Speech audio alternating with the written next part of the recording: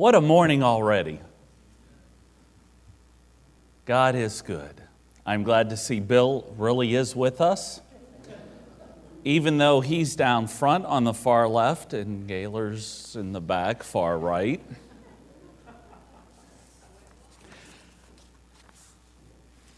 I will be available for marital counseling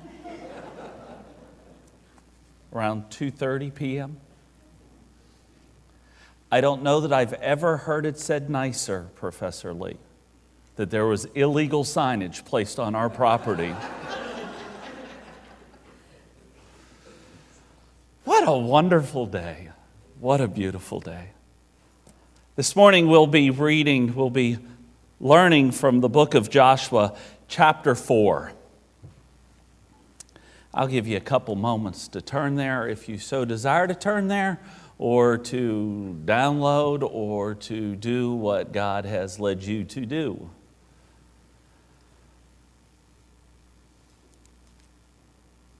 I love the sound of turning pages.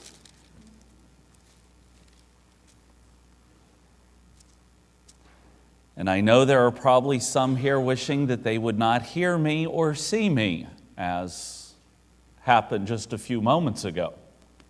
Never quite had that problem. That was meant to be a joke. And it went. Psh. Joshua chapter 4. When all the nation had finished passing over the Jordan, the Lord said to Joshua, "Take 12 men from the people, one from each tribe, and command them, saying, 'Take 12 stones from here out of the midst of the Jordan, from the very place where the priest's feet stood firmly, and bring them over with you, and lay them down in the place where you lodge tonight.'"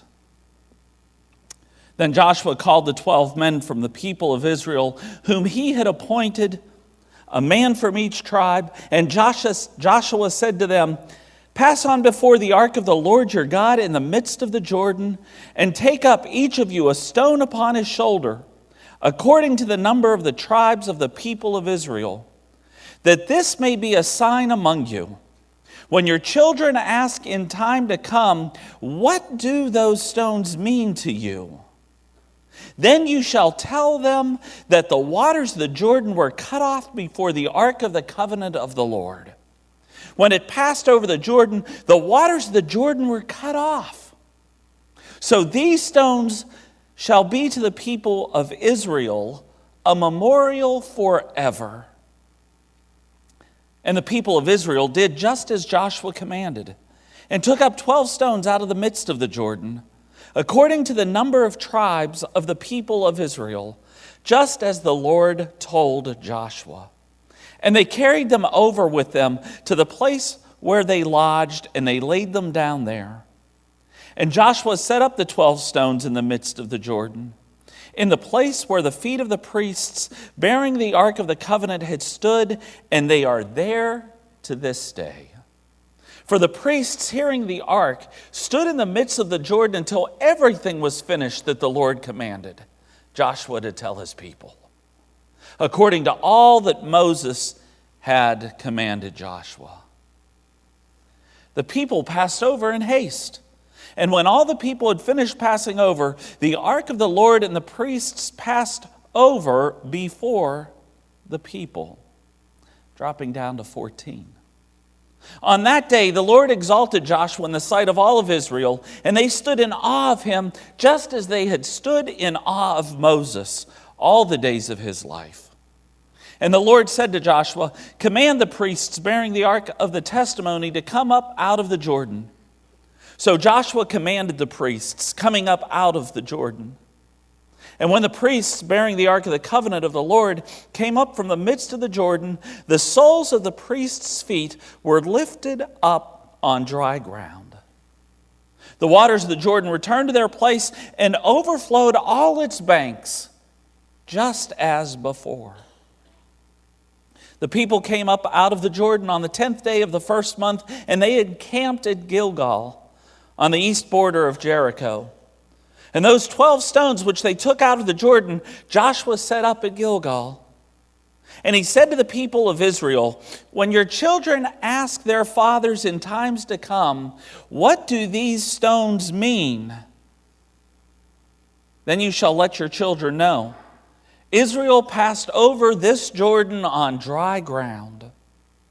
For the Lord your God dried up the waters of the Jordan for you until you passed over, as the Lord your God did to the Red Sea, which he dried up for us until we passed over, so that all the people of the earth may know that the hand of the Lord is mighty, that you may fear the Lord your God forever.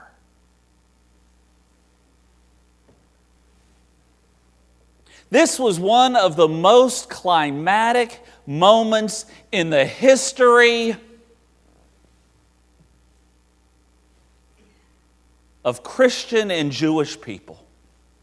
Very few events had as much significance as this one. Think about it. 40 years wandering in the desert. They knew they were called to a home, a place that was special, a place where all of their dreams would come true. A land flowing with milk and honey.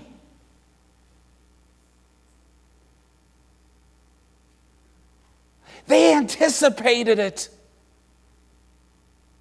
These people were raised with that promise. A promise not just of Moses, but from God himself. And it was about to become reality.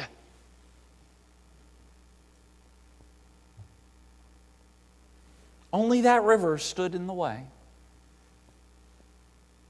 An overflowing, swift-currented river. But God took care of all that. And I'm sure as they were passing through that dry riverbed, those young people remembered the stories of how their mothers and their fathers had crossed the Red Sea before them. Not knowing exactly what was out there, just knowing God had called them out.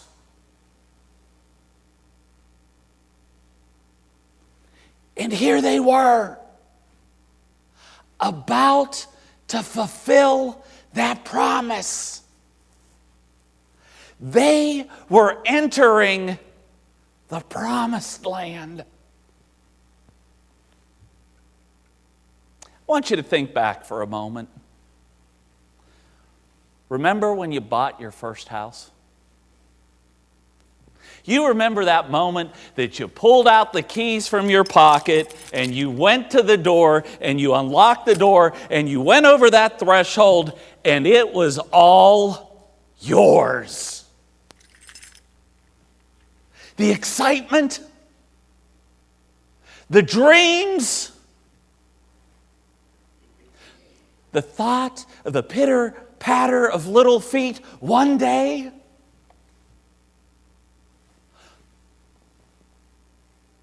They were experiencing that same thing. Here it is, right there in front of them. A moment that probably seemed almost too good to be true. But it wasn't. They were there. Now, being the guy I am, I know that if I would have crossed over, I would have probably said something like, would someone pinch me? I can't believe this is happening. And knowing my family the way I do, one of my sons would have gladly given me a real good pinch. But that just kind of adds to the surrealness. It was happening.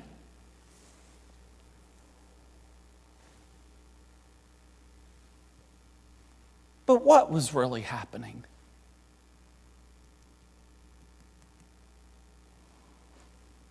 What had really just transpired? You see, it wasn't their own effort.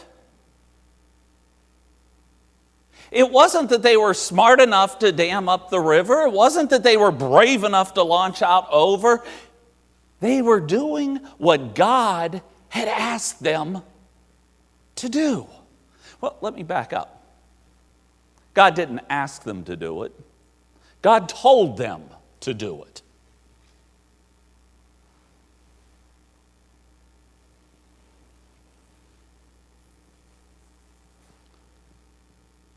Remember that first house? Remember turning that lock? Did you ever have to put a roof on that house? Did you ever have to fix the furnace? Or the windows? Or that creaky step? Somehow, with time, sometimes our dreams and our excitement dissipates. You have to cut the grass. You have to vacuum the carpeting. You have to mop the floors. And somehow that excitement of this is all mine turns into this is all mine. I can't push this off on anybody. I need to do this work. You see, God realized at some point the excitement and the energy might wane. But he also wanted to grab that moment of high excitement and anticipation and memorialize it. So he commanded Joshua to command his people, while you're going through that riverbed, I want you to grab out a rock, a stone, and I want you to carry it on your shoulder and march on out. Now, you know Joshua had to pick some pretty big guys.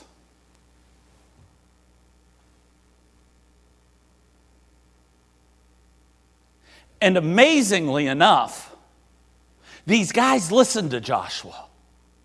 They each, one man from each tribe, scooped up a stone and carried it on his shoulder to where they would camp for the evening. And there, they arranged them. Actually, the word is stacked them. And Joshua had them stack the rocks for one reason, one particular reason. Rocks don't naturally stack themselves. Now, if you don't believe me, I highly encourage you to go home today, pick up about a dozen rocks, lay them in your driveway if they're big. If they're smaller, go ahead, take them right on into the living room.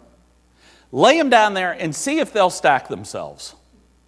You can cheer them on, do whatever you want to do, because, I know there's nothing else going on at 1 o'clock for the folks here in Richmond.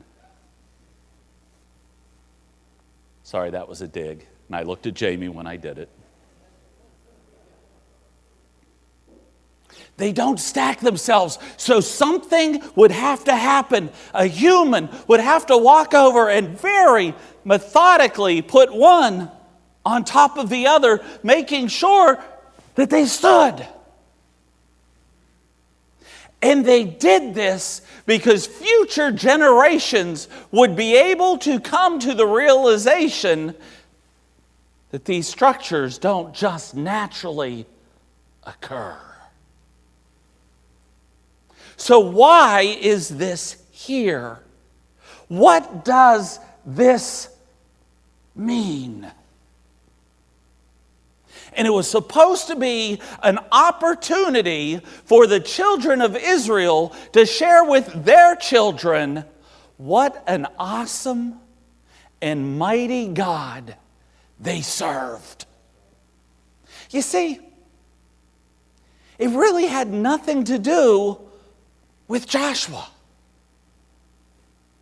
You notice the reading of that text, all of Joshua chapter 4, it never says, and remember the leader that brought you in.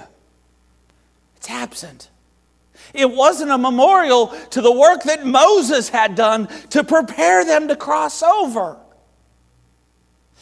It was to commemorate the greatness and the might of God. Today, we are taking part in a celebration of a historical marker on Midlothian Turnpike.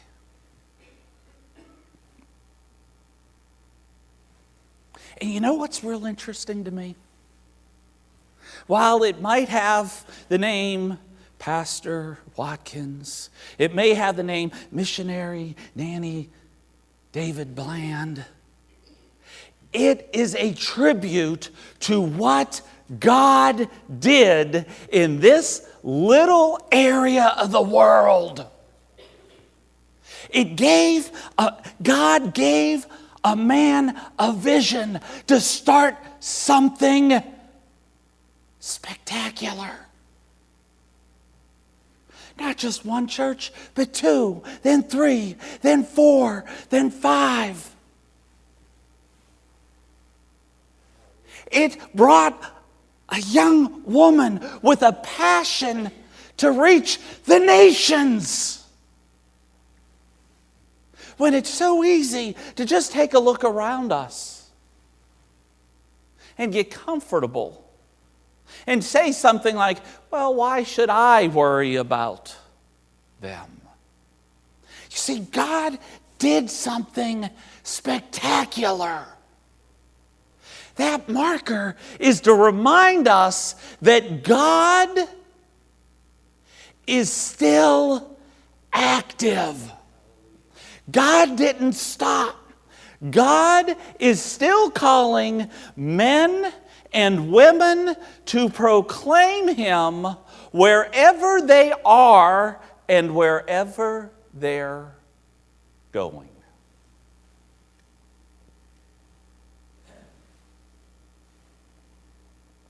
But I hear it. Yeah, but Pastor, times are tough today. Times are rough. I can't freely share my religious opinions at work. Joshua never had that problem. Times are different. Things have changed.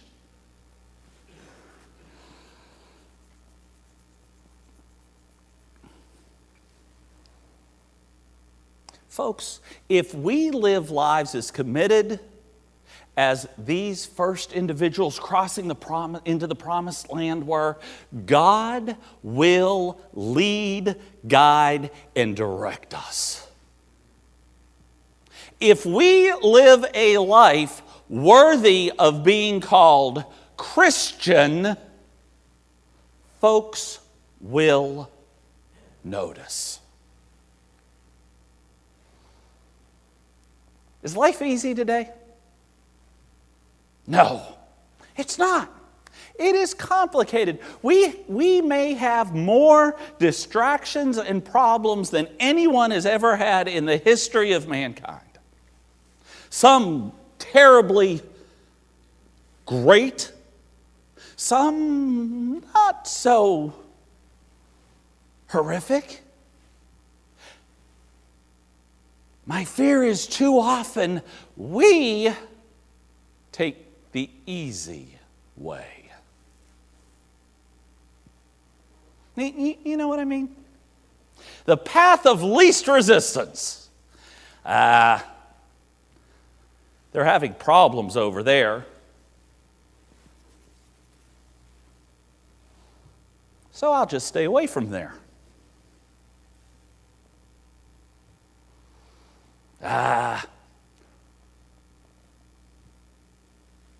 Frank really doesn't like me. I don't know why Frank doesn't like me, but I don't think he likes me. So I just won't talk to Frank. And I'll be happy, and Frank will be happy, and there'll be no problems.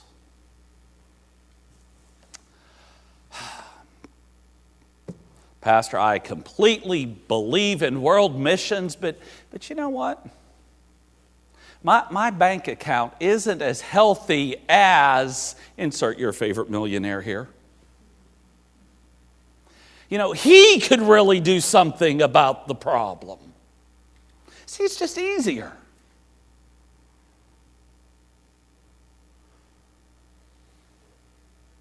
Joshua and Israel could have done it the easy way.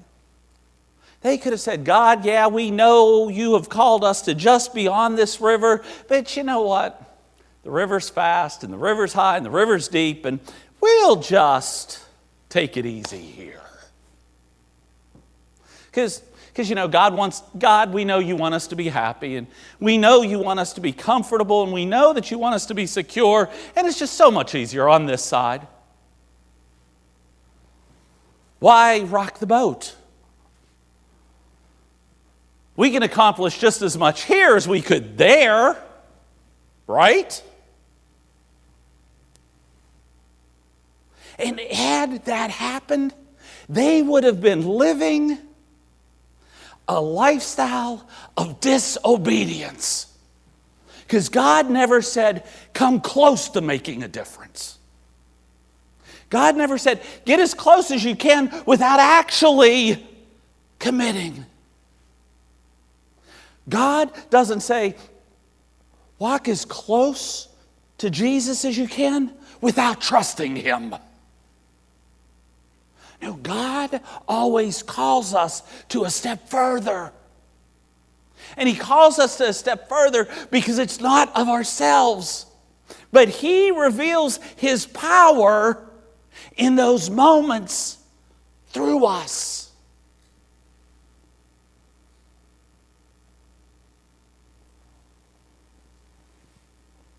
God was trying to demonstrate, and He was trying to get the children of Israel to set up this memorial so that they would realize He was in command.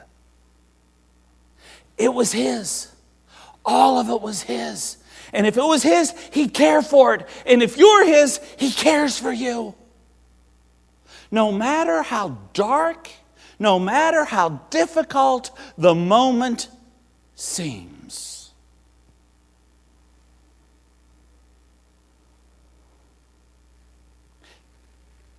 It's also extremely important to see the end picture, the real big picture. See, this wasn't just about Israel. Yeah, God initially packaged it that way. It was about promoting and making the Israelites come into the promised land so that they could have all they needed and all they wanted, but it wasn't just for them.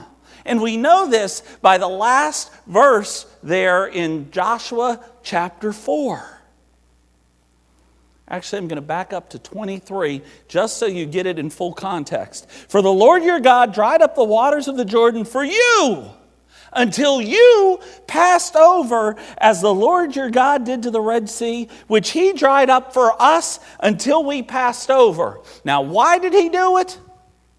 So that all peoples of the earth may know that the hand of the Lord is mighty, and that you may fear the Lord your God forever. You ready for this? God dried up the river Jordan for missiological reasons. It was about His people being on mission with Him.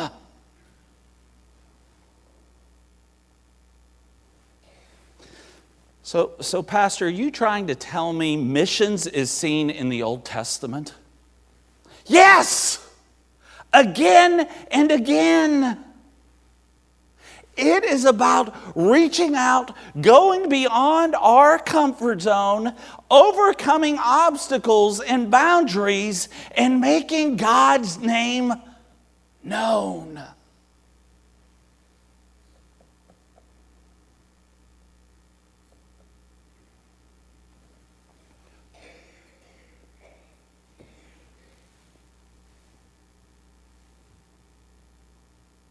The memorial of those 12 stones that day wasn't about the Israelites. And that large stone down on Midlothian Turnpike at 9600 is not about us. It is pointing to something bigger, something so much stronger, someone so much more impressive. We, as human beings, exist to know God first. And secondly, we exist to make Him known. How can we do that? How can we possibly make God known in our community today? My goodness, there's a 3-foot, 250-pound iron sign hanging at the road saying something special happened here at some point. What means that sign? That God impacted men and women ages ago, and He's still impacting them today.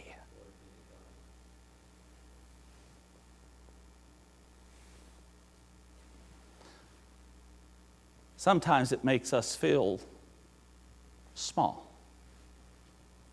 Why? There is so much history of God around us, and we play such a short. If the history of God was in a book, well, I guess it kind of is, isn't it? If the history of God is in a book, and it tells of all of His tales and all that He has accomplished for mankind and all that He has done for human beings, our story is intertwined in that book. Now, in fairness, we're probably just a paragraph. But each one of us is a paragraph. And in that paragraph, it offers hope and encouragement, forgiveness, and salvation.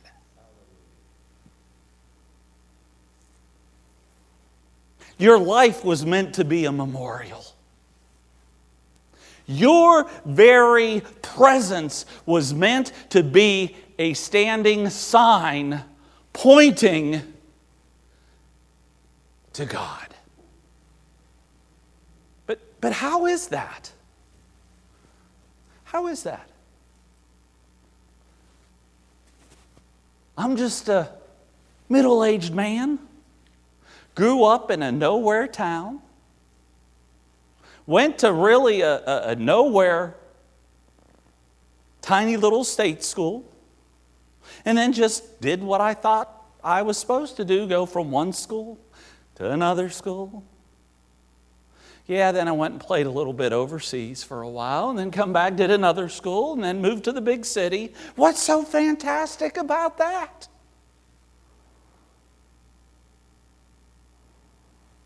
The God that worked behind it is what's so fantastic about that.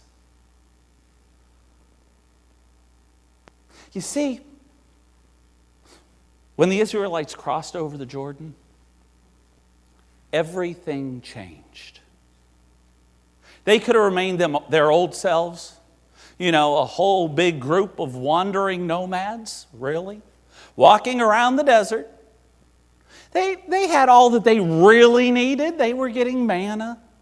They were getting quail. They got water when they needed it, even out of rock. They could have remained where they were and been content. But God wanted more for us. Because really, that's who Israel crossed the Jordan for. It was us. Because if they stayed over there, we would have never heard the rest of the stories. They wouldn't have lived a life of faith and obedience. They would have just been one of those civilizations that came and went. While we celebrate the sign down on the road, we do it not for those who have passed on to glory. We don't celebrate it even for ourselves.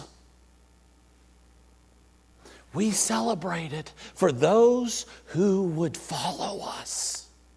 Because of their faithfulness and our call to faithfulness, there should be generations here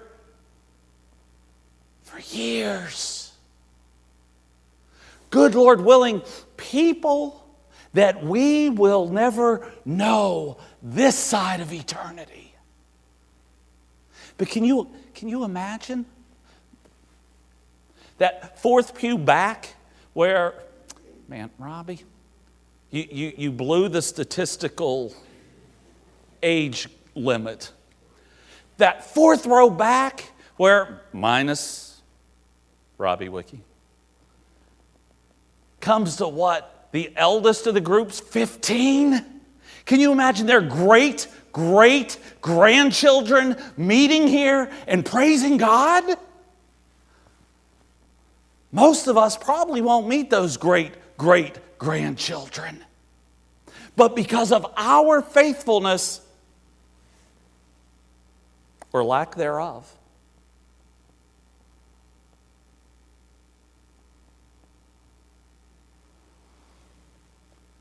will impact those lives.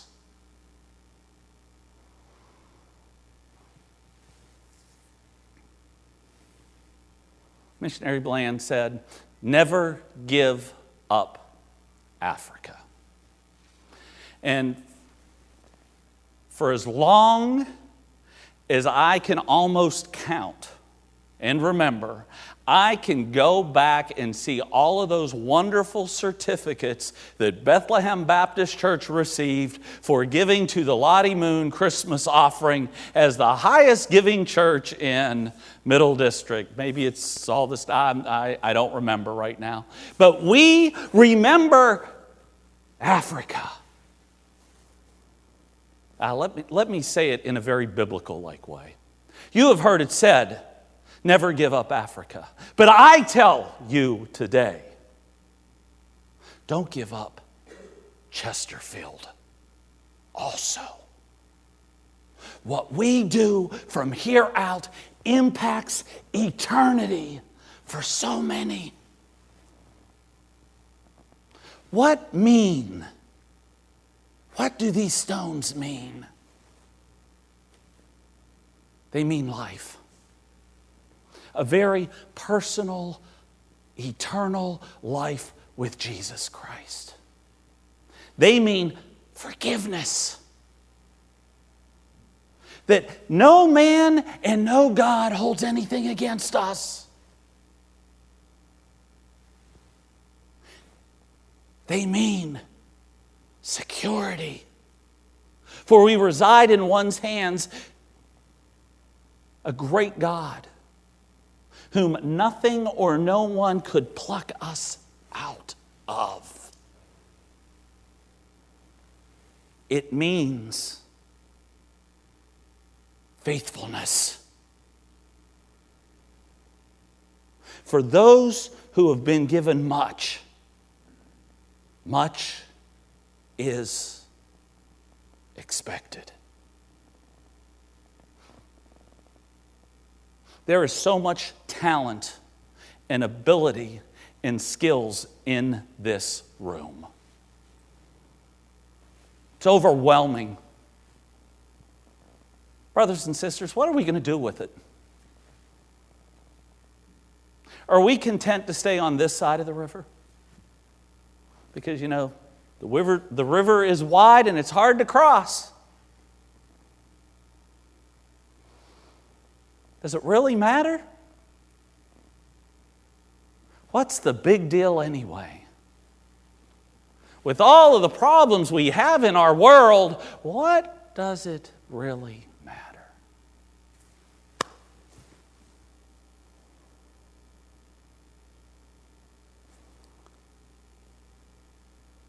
One time in your life, someone had that question in their head.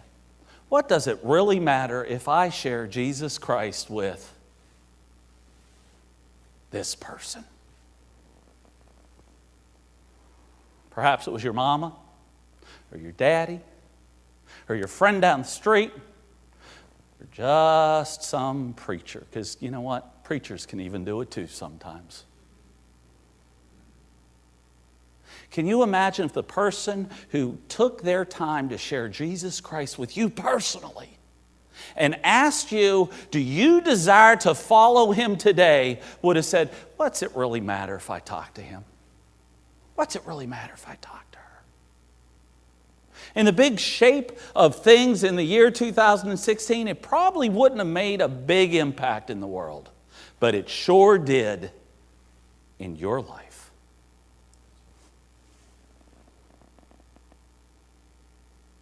Let us be faithful. So when these young'uns come up to us and says, why that plaque? Why that sign? We are quick to answer, because we serve a holy, righteous, forgiving, saving God. And let me share just a little bit about him with you. As our musicians come, we're going to give you the opportunity. If you have never had that conversation with someone, if you just don't get what all of this means, we're going to ask you to step on out, come on down, and let's have that conversation. Or perhaps you are tired of status quo. You're tired of living life the easy way.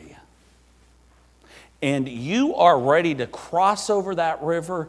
Boundaries, be gone. We'll ask the same thing. That's kind of a rededication of your commitment to Christ in Bethlehem. We'll open that up. And if you desire to make that difference today, we're going to ask you to come. As they sing, let us glorify our God, however he asks. Please stand.